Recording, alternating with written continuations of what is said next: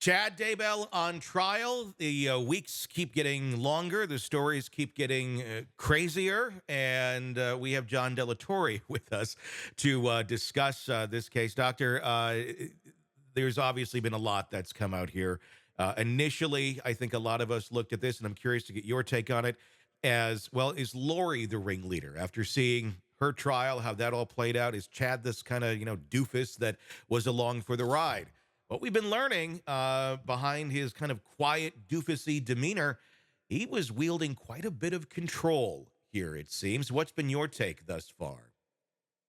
Yeah, I never viewed Chad as the true believer. I always Hmm. viewed him as the con man. He's the guy that comes in and makes you believe in what he's saying. I always viewed Lori as the true believer. I mean, she's the one that fell deep there, where the delusions took over, it truly became her reality. But Chad, I always thought, exerted much more control over what was going on and enjoyed having that control. Is that what you think we're dealing with here? Is someone who maybe doesn't necessarily believe his own stuff, but realize just kind of, throwing his rod out there through life and, oh my gosh, this is getting the attention. Everything else in life I've been kind of a doofus and a loser at, digging graves, and I'm just kind of living this weird little kind of life over here. But now I'm getting attention from these women, and people think I have some sort of power. I better play that role.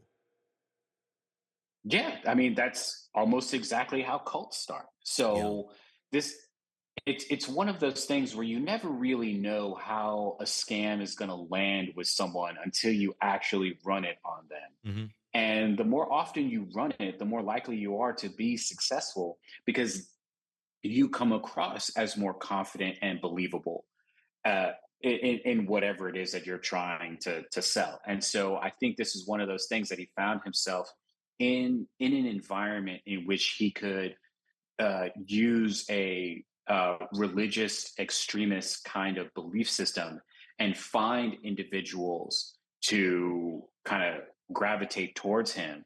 And there's Lori gravitating towards him. And I'm sure he's getting all of his needs met by Lori, and Lori is just falling more and more victim.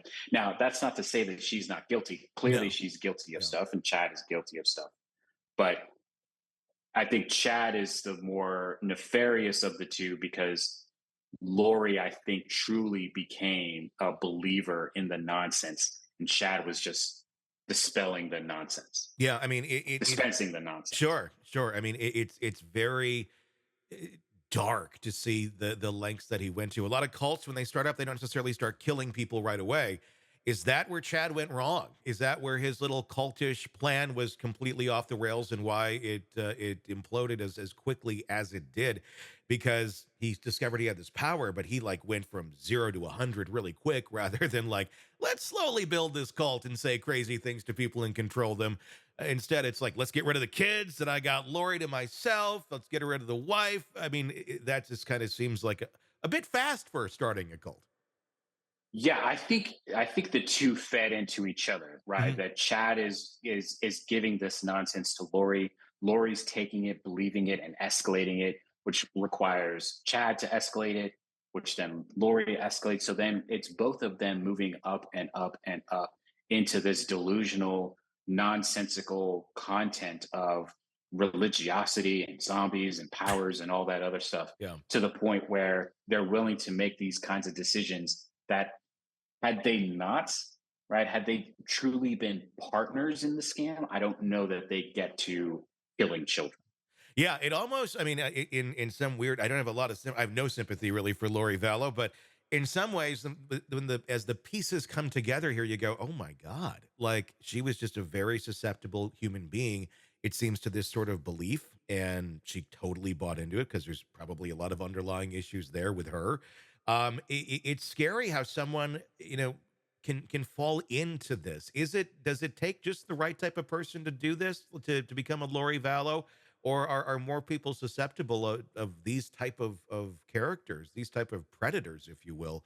If you're already kind of interested or indoctrinated into a religion of some sort, like we saw here.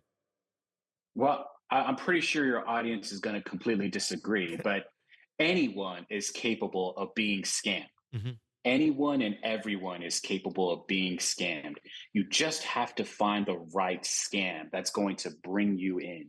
A good confidence person is going to make it so that you are invested in whatever the scam is. So then you're not seeing it as the problem that it actually is.